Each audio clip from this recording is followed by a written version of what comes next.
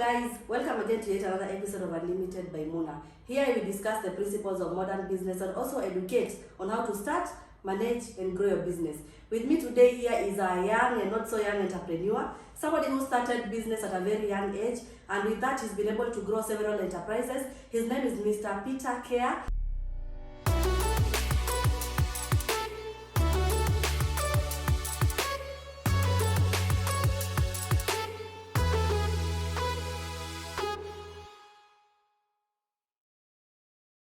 My name is Peter Care, and I'm a businessman. I run a company called Zenith Group. So in Zenith Group, we have three companies. We have Zenith Zest, which is a printing company based in Nairobi, Kenya. We also have Zenith Motors, which has been running for the last 6 years. And we recently rebranded to Dream Cars by Zenith. Also, we have a mining company. Mining? Voi. Yes. What are you mining in Voi? Gemstones. Gemstones. Yes, we do a gemstone called the Savorite Garnet. The Savorite Garnet. Yes. It's a new gemstone or? It's always been there. It's one of the most valuable minerals we have. Okay. And you have a team there mining that mineral? Yes. Okay. So the company is called Care Mining and Gemstones Limited. Okay. Yes. Okay. So today, we are here in the capacity of the Zenith Motors. Yes, Dream Cars by Zenith. Dream Cars by Yes. Motors. Oh, Dream Cars by Zenith. Zenith. Okay, Dream Cars by Zenith. Yes. So now let's get right into this kind of business. You said this one is 6 years old. Yes. So you definitely have a journey behind that business. Yes. But before you even get to Dream Cars, why don't you just tell us the story of you? Because you are 27 years old. Yes. And you started business way back maybe in your early 20s. So maybe you can start by how exactly did you get into the inspiration to get into business? Sometimes wrong motivation can lead to beautiful places. Because how my business started in Form 4. For some reason, I was a smart child throughout. But for some reason, by the time I was getting to Form 4, that's the last class before you complete high school. I started fearing I'm going to fail. You just chickened out. Yes, I started fearing I was going to fail. And true to it, when we did the post-mocks, I got a C minus. Something I had never gotten all my life. So I knew I'm a failure and I can never make it. So when I left school, I knew I wasn't going to go to campus. Yeah. Because after C minus, what other confirmation are you looking for? The highest grade maybe I was going to get was a C. Yeah, or a C. So I felt like probably I wasn't cut out for education. So immediately I left school, I needed to have a plan. A backup plan. Yes. So I knew for me to be somewhere in between, now that education didn't work, I need to have extremely good talents or a business person. Now, for talent, kidogo, I wasn't there. So the only thing that could work was business. So I left school knowing I'm going to do business. So ultimately, to my surprise, I got an A minus. Wow. I can't say I worked harder during exam, but I really gave it my best. Yeah. Yes. Now, I had a business that was already a bit of promising, and still I had the grades. Okay. Yeah, but that motivation actually opened my mind to things I didn't see possible. Okay. And so immediately after high school, I went to one of our church elders. I was a church person. I still am to date. So I was about to ask that one. yeah, I still am to date. So one of our elders used to sell cars. Okay. And it was the time where Gigi, OLX, your time you went to OLX, was coming in. Yeah. So he was old, he didn't know how to do things. Yeah. And that time, I think the only smartphones that were coming, kulikuwa na phone fulani ilikuwa Ideos. Ideos. I managed to cut corners and I got one. Okay.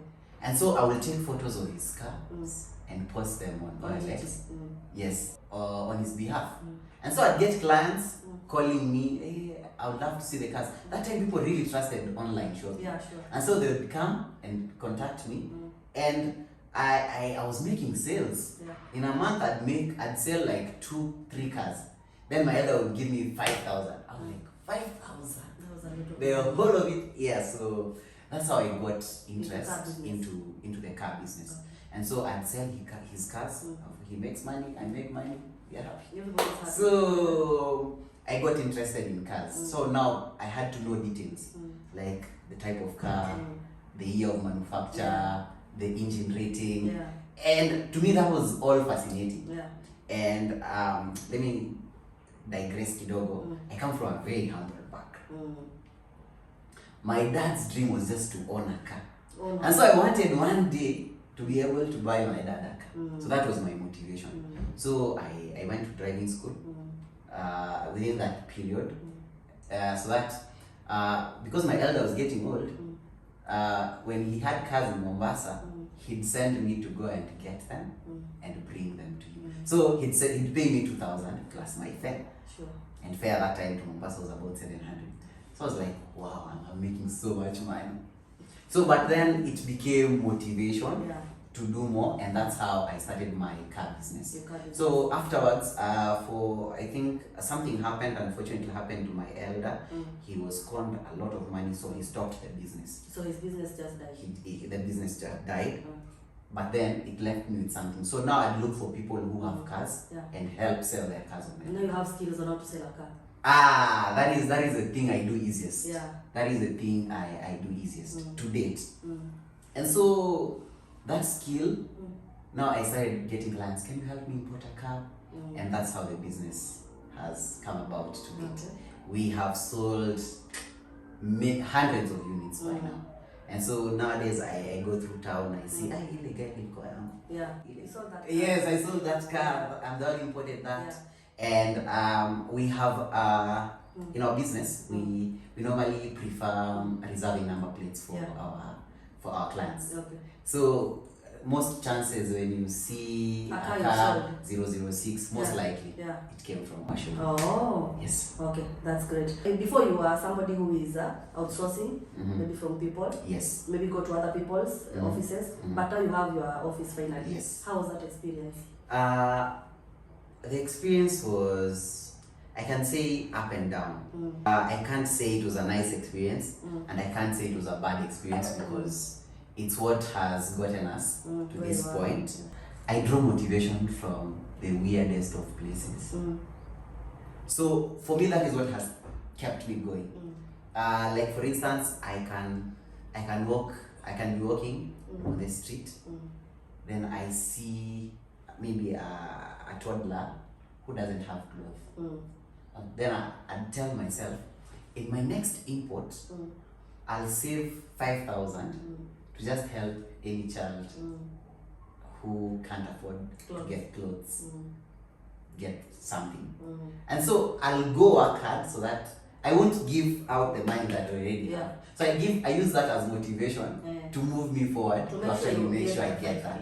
So I'll work harder. So I used to turn every misfortune into A fortune. a fortune, so to say. And I remember one blow that we got is there was a time I was importing a car for someone. And then I normally do it very heartily. I have done cars without charging just because I wanted this other person to be happy. And so this client approached me, he needed a fielder. And he didn't have all the money. And so, when you're importing on behalf of someone, all the details, consignee details, come with their name. Yeah. So I decided to add some reasonable amount for Your that own person. money. Like, I chipped in almost 400,000, and that was all my savings at that time. Then I imported this car for that person, and I went and delivered. And this person told me, okay, my bank is not working at the moment. Just give me 2 hours, and I've sent the money. Out of my trust, I said, let me just leave. So you have no rights over that car? Yes, You because just paid money for that the car. logbook is on his name and there's nothing. So you can even withhold the car You can't. You see, it came with his and name. his name.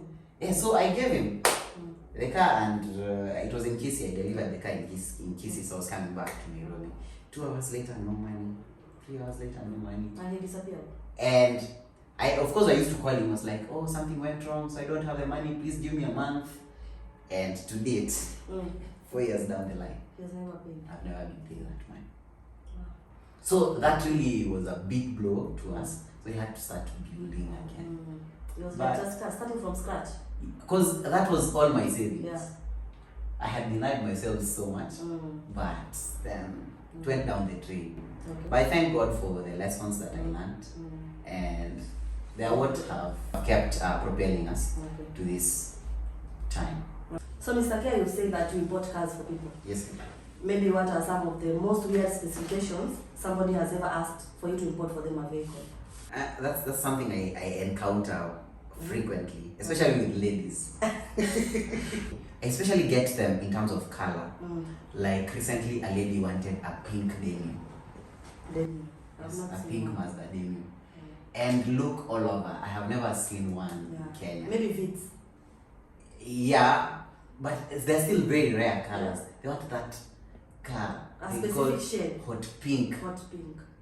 denim. And you're trying to advise them. Yeah. Like, that's a color we can't get. Yeah. But unless you bring the vehicle Yeah. locally, then you wrap it. Yeah. Then you can wrap it whatever color Yeah. you want. But no, I just want a pink denim. Mm. And so we ended up not having Getting that sale. color. Yeah. Because you didn't find the color.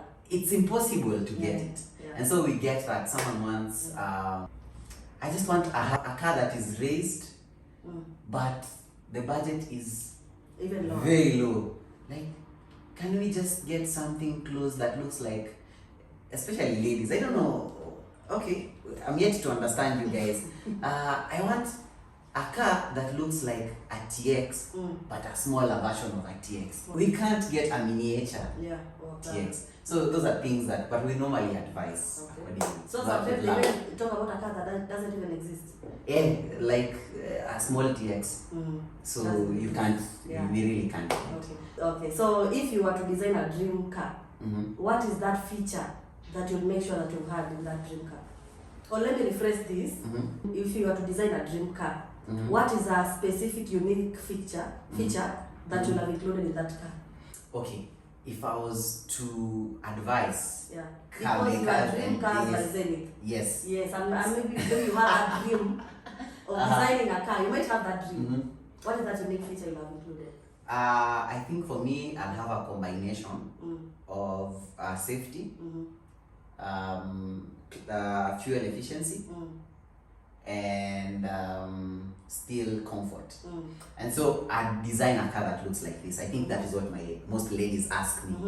I want a Benz because of safety. I want probably a Range Rover in terms of comfort, Comfortability. and I want Toyota in terms of fuel efficiency. And so I'd combine that Yeah. to come up with something like take for instance, I'd make something like a Range Rover Sport with the safety standards that Mercedes-Benz has, but then with an engine that can propel the vehicle, be really fast, but very fuel efficient. Fuel efficient. Because as you are seeing, the fuel prices in Kenya Skyrocketing. are always on the rise. Yeah. So something that balances all that. And I'm sure if you had a solution like that, those are the vehicles we'll be seeing in the streets and every other place. Okay. But unfortunately, it's like a package. You get fuel efficiency, you get something. It's something that's not comfortable. Yes, that's not very comfortable. Yeah. You get comfort, but then you have to The put up with the expense. engine. Yeah. So those are those dynamics that someone has to work around. I've been thinking about this, and if I could ask, if, for example, if cars had emotion, maybe which car would have been the happiest? Let me still be gender biased. The happiest cars would be lady-owned cars. Ladies are very particular about their cars. Alafu funny thing about ladies, wanapenda tu gari ndogo yenye wanazoesha hapo kando kwa sink na vyombo. Something and so manageable. it's something manageable. So I think those will be the happiest, and the other cars that are very well taken care of. Someone who it's their first car. Yeah. Because I can't remember the last time I washed my car honestly. But then you find someone who bought a new car, they want to wash it every day, they want to perfume it, they check the tire pressure every other day. So those are the happiest. Any specific model? The Range Rover Sport 2019 model. Because someone who can afford that has no problem with fuel. It's always, you'll see it in all poshy places. Inatembea kuliko hata watu wengine. Like you'll see it in all poshy places. So they know nikimaliza mafuta nitawekwa. If I need polish, if I need servicing, I'll be taken to the dealer, not the roadside mechanic. So I think that's just one of those cars that enjoy soft life. Yes, alafu utaipata imekanyaga rough road. No, can my car come? Is it rough road? No. I'll use another car. Filter. So yes, nitakuja na filter na Toyota. Hii acha ibaki. So those are those cars that enjoy. But that's a trick question. I never thought about it. Must be smart. So now let's get into now vehicles.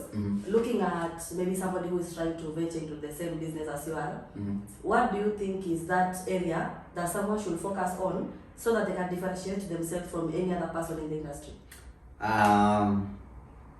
That's a very good question and a very direct one. Honesty and just integrity.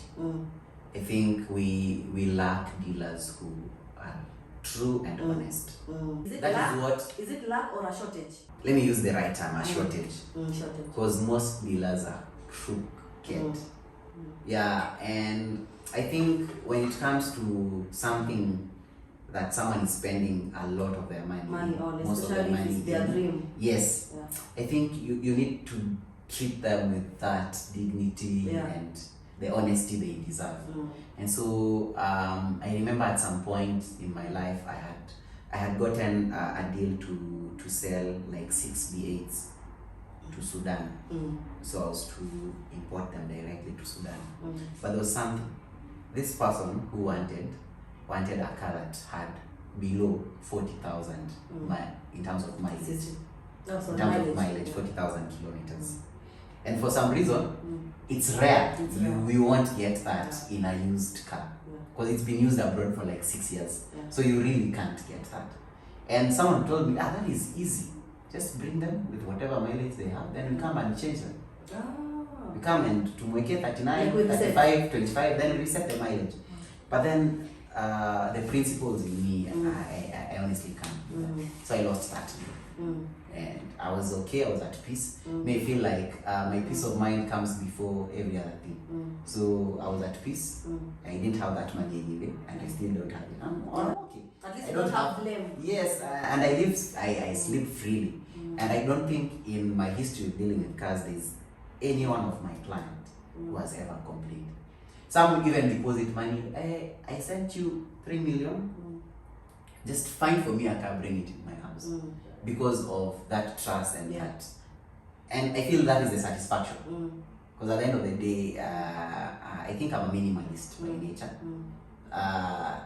I don't want to have much through taking shortcuts. Whatever I get is whatever I have, and that is what I'm content with. And I think that's what most dealers lack. Sure. Yeah. So at least you wish you can have more people who are more honest. So maybe of all the challenges that you've gone through, which one has been your most difficult challenge so far?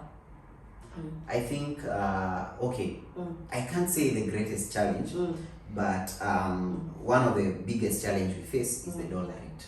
Oh, yeah. Because the dollar keeps fluctuating. And then clients will like, my friend bought the same car 3 months ago. You sold it to him for 3 million, now you're giving me 3.3. But the dollar then was 130. So that's one of the challenges. The other challenge that we are facing is finding clean units on the other side. You have to carefully source the unit you're bringing to your client. For me, I take them as if I was buying my own. And I'm normally very satisfied with the units I sell. And that's why I normally mark the plates. Like most likely when you see a car 006, that is something that came from me. It gives me that satisfaction. So sourcing clean units, because you see when COVID came, even the economies abroad were Yeah, affected. were affected. So most people are now not disposing their cars. So there's a huge demand, but the supply is low. Oh, right now there's a no supply of cars. Yes, and that's why the prices of cars. I remember we used to import a Probox for 830, 900,000. That was last year. Yeah, that's 2022 January. Right now, Probox goes for 1.2. Fielder, we used to get it for 1.2. Right now, it's 1.9. So the price, because a plant will expect, me a job Fielder 1.2, they are 1.2. You don't have so much. So those are some of the challenges that we get. Okay. So how are maybe the technological innovations? How are they important to you? And also maybe how are you leveraging that to your advantage? Well, I think on our case we don't have much technology because we already sell what has already been pre-made. And okay, of course, there's the innovation we have, like probably creating systems where clients can see their their import orders, like how far they are, when is the ETA, what they need to do. And so we are trying to create such a system that once you place an order with us, you get updated. Like Alibaba. Yes, where your vehicle is, it's been shipped. It was loaded to the ship today. The ship will be in Kenya in say 35 days. And then it gives you tips what you need to do. Make sure your duty is paid, and by the time the vehicle arrives, it's cleared in probably 2 days, and you get your vehicle. Yeah, so those are some of the things, but that we're trying to incorporate. Are there any specific regulatory aspects that someone who is venturing into car selling business should consider, or is just like any other business? Wow. What you will need to do as a car dealer, you need to get a dealership license from NTSA. Okay. And with the way things are currently, we used to get it for about 20,000. Now it's skipped to 100,000. Wow. So those are just some of the regulatory aspects. But I feel like they're things that anyone can get. If you're serious about venturing into the business, anyone can get that. Okay, I understand that selling cars is not maybe a cheap venture to get into. Maybe for somebody who wants to start that kind of business, about how much are they parting with for just a simple startup? Well, there are many ways of doing it. Yeah. So it depends with the kind of startup you want to put, because there are people who actually are employed and they do like a side hustle. They import cars, then they sell. So they'll tell me, I have this money, I want to import a car and sell. So we help them import at a very usually I don't really consider somebody who is doing it as a side hustle, really as somebody who is venturing it fully. I'm talking about a person who is venturing into it like, this is my plan A, and I'm selling cars. You see, like for you, maybe you are selling cars, or even if you have other business, you cannot call them side hustle because you are directly involved in those businesses. Now I'm talking about somebody who wants to start this as a serious business, directly involved in the kind of business, and a present person. Okay. Yeah. So I think there are two ways of doing it. If you want to import your own cars, you'll have to get a dealer's license from NTSA, a car dealer's license. That is about to say 100K? Yes. You'll also need to import your first units that you're going to sell. And also you need to have somewhere where you can sell them from. So about how many units? You may start with 2 or 3. Okay. Yes. You need to have somewhere where you can sell them from. Okay. So maybe something like a showroom. So that's one way, which is a bit expensive. So, or you may start as a broker. You come to me. With a broker, do you need a license? No, you don't need a license. So that one, you just wake up today, you're like, do you have a car that I can help you sell? Tell you, yes, please, we can help you market this unit. For me, I want this amount. So you will add whatever markup you can add to it. You convince the client to buy it. Well and good, you have it. Yes. What advice would you have for people who want to collaborate with automotive businesses like yours, like those people who are brokers, vehicle brokers, what advice do you have for them in order for them to build a successful business out of that? I think what you need to do is you need to have a way of making your clients reach you. Because there are people out here who are looking for cars, honestly. But you need to be accessible, findable for them to find you. And so I'd ask them to be a little bit more aggressive in terms of their marketing, be it social media, be it word of mouth, be it print media, all that. So you need to be more aggressive. But I think the most important element is for your client to feel safe with you. You don't want someone to feel like you just want to broker my money and get something. So never force units on your client. Just because you're making more money on commission on this unit, now you're trying to pester your client to buy that unit instead of, so you're shaming other units for you to sell this particular unit. I think everyone appreciates honesty. You can get this and be content with whatever you get. So be honest with the client and let them make that decision. People want to buy, they don't like being sold to. So the client wants to feel like I am willing to buy this from you. And so create that environment, make your client feel safe, they'll make the purchase. Okay. Yes. So maybe how are you able to market your business so that you can make sure you have the right traction to the right client? For me, my greatest and the most effective way is word of mouth. Word of mouth. From you or from maybe someone else? From my clients. Okay. They have given me a lot of referrals. Okay. Because they saw how you treated them, they saw how you dealt with them, and so they can safely recommend you to their client. And that's the best form of marketing. Because someone who has been referred to you, 90% chances, if they are seriously looking to buy, they'll buy from you. Okay. Yes. Okay. What is your most memorable unit? Most memorable unit that you've ever sold? That up to date you wish if you can be able to retrieve that vehicle, you could make it yours. Recently, I got a very unique, it was a Mazda CX-5 2017 model from the auction. I have looked for a similar unit to date. I have never found. A Mazda CX-5? Yeah, because I think the person who was using it abroad was someone who was very sportish. Okay. And so he changed everything, the body kits, the sound system was on point, even the face, the front face, he refaced it, and the bumper and the bonnet was a bit different. And everywhere where my client goes to get one, I'll say, hey, you need to return showroom gani? And Pigia, do you have a similar unit? And unfortunately, I can never find. So I think that was the most unique and the most memorable deal I made. Okay. Yes. And maybe are you not able to get one and start customizing them? Maybe you could make business out of that. I think the challenge will be getting the kits in Kenya.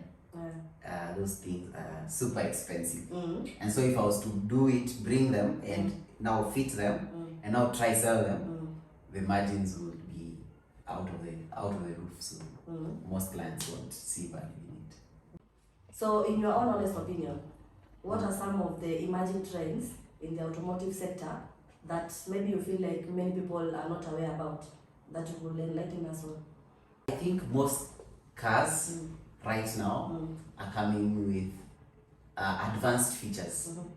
Of course, we haven't gotten vehicles that can self-drive in Kenya. We don't have. But we're coming with, we're having vehicles that are very unique. For instance, let me just mention a few features that were not there 2 years ago that we're having them right now. We're having most cars nowadays, even the small to-dos are coming with blind spot monitoring.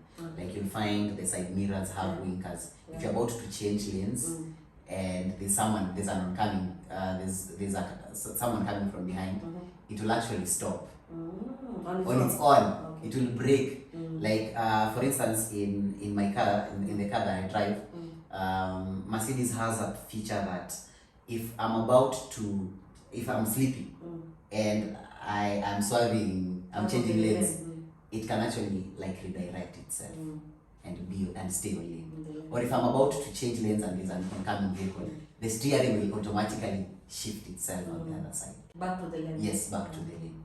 So that's a feature that you can activate or deactivate in your car. So that's a safety feature, and of course comfort, because it helps your driving experience. The other is what you get in the GLE AMG. A vehicle that can dance. You can actually tune it to dance. So those are just some of those features. Is a vehicle that is already here? Yes, just check the GLE AMG, GLE for 50D AMG. Okay. It can actually, like on traffic, you can entertain people. It just, yes, okay. it's fitted with very unique airbags. There are lots of car dance. Yes. Okay. Yeah. And So, maybe what are we expecting in terms of innovation? Man, I think the automotive sector is just changing. Interesting. You're getting cars that have very high horsepower, up to 650 horsepower. And horsepower is for what exactly? like the torque that a vehicle produces. Or okay, let's say so it gives it speed. Yes, the speed. Yeah. Vehicles that can peak from 0 to 100 in 2.5 seconds. And where is somebody going at that speed? To heaven? No, see, it's the thrill. It's the thrill. Okay. Yeah? We live for different the things. things See, people do for fun. Okay. yes, those are things that will interest any man. Okay. So, But not us ladies. So maybe when you are thinking about designing that dream car of yours, please make sure it peaks slowly. Because some of us are not really enthusiasts of speed. yeah, so those are just some of those interesting features. We are having cars that have extreme comfort, seats that can massage you while on the way. So those are just some of the features. Of course, seats that heat up. So infotainment systems where everyone in the car can watch their own thing. Yeah. It comes with headphones, or you choose you listen from this speaker. Yeah. So there are so many technological advancements that are coming up in the car industry. Wow. And we are looking forward to it. The problem is, I think our duty in Kenya is very punitive. So if you find that if I was to import the very latest model of probably a Mercedes, I'll pay more duty than what I'm actually paying for the car abroad. So it makes owning a car very easy. I think our structures in Kenya are just not put right. Yeah. Especially for people who want to own a car. Yeah, especially it's very punitive to people who are buying newer cars. And you see that means less emission, you're going green, but I think,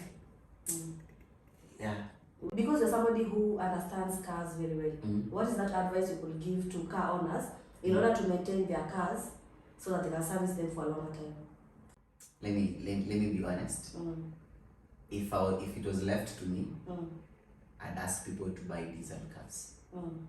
One.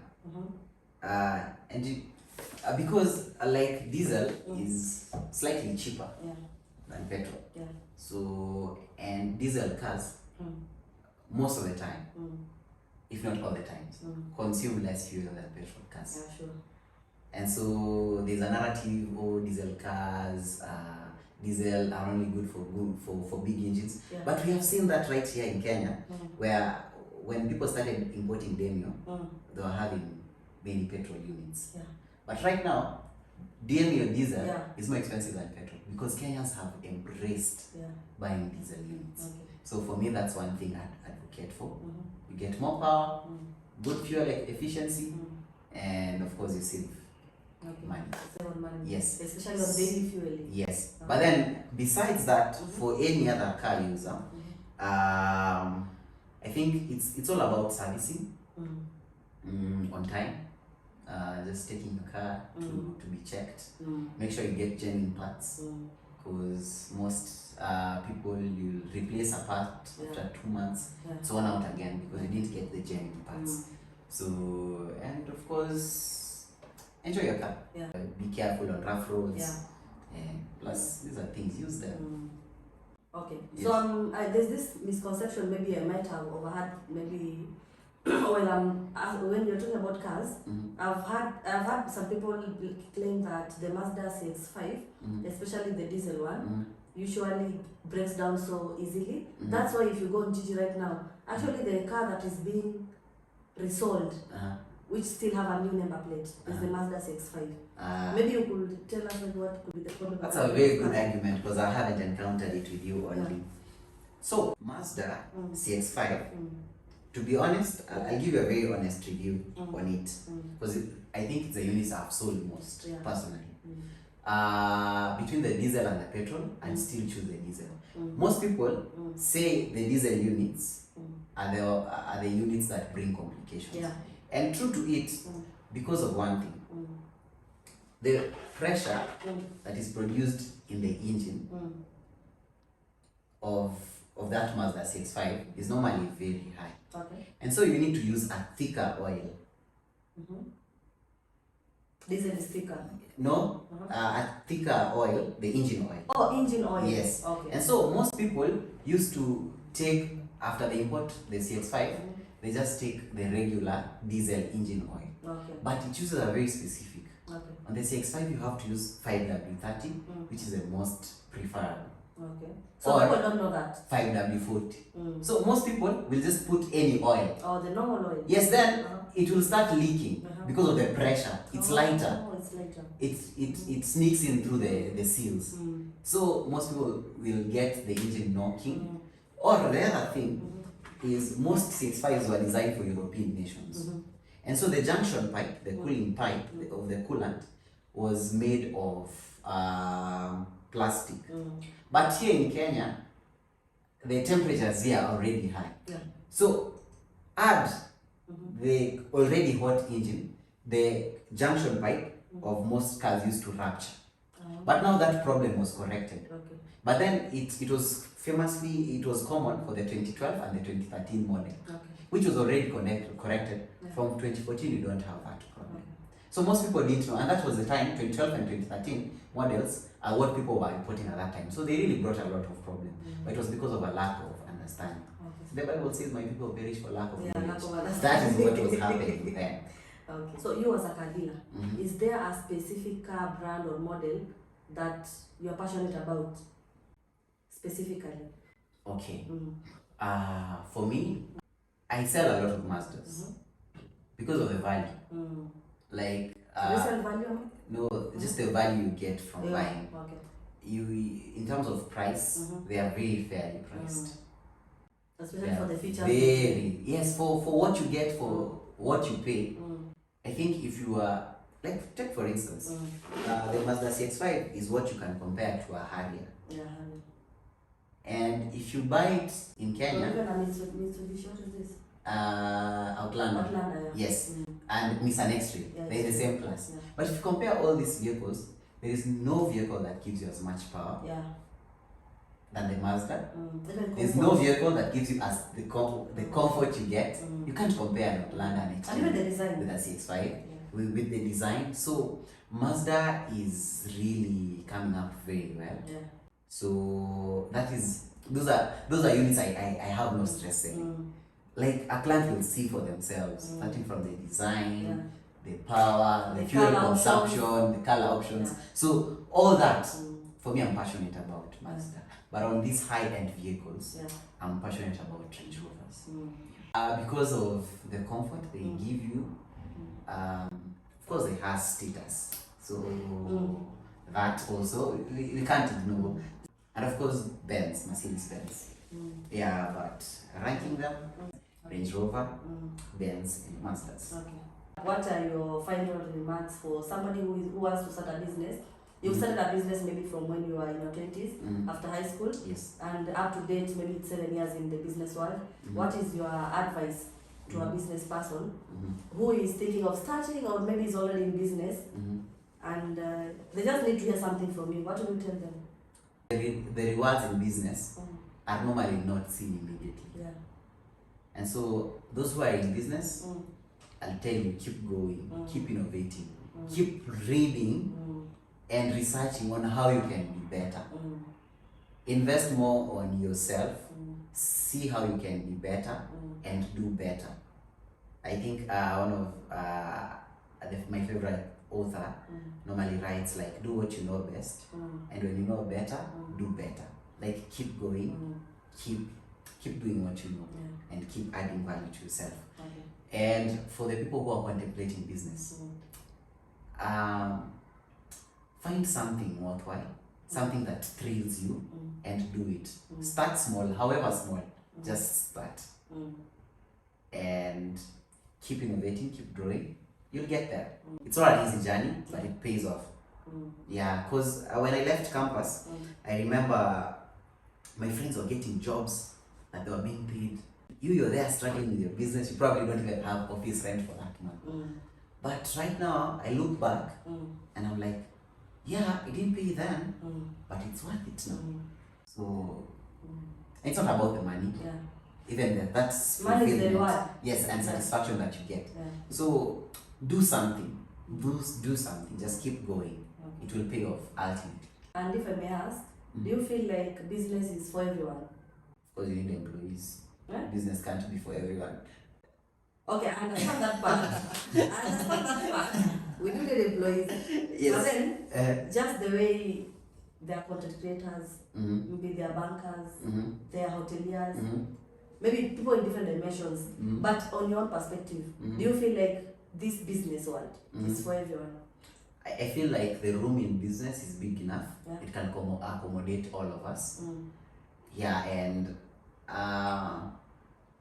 there are different types of businesses that we can do. Yeah. So anyone who truly Yeah. feels they want to venture in Yeah. business, there's room enough. Sure. There's room enough. I have a friend who, that guy makes a lot of money only by selling chapatis. Chapatis. Chapatis. You know what You he need to did? bring your friend on board. You know what he did? Like, his story is very interesting. No, to be honest, let me just give you his mark. He's surprised. He's making more money than myself. Okay. But so Selling you're chapatis. selling cars, you're selling Yes. chapatis. And he's selling chapatis. Okay. I was like, at the first time we met, like, I sell chapatis. I'm like, really? Then I realized his business model.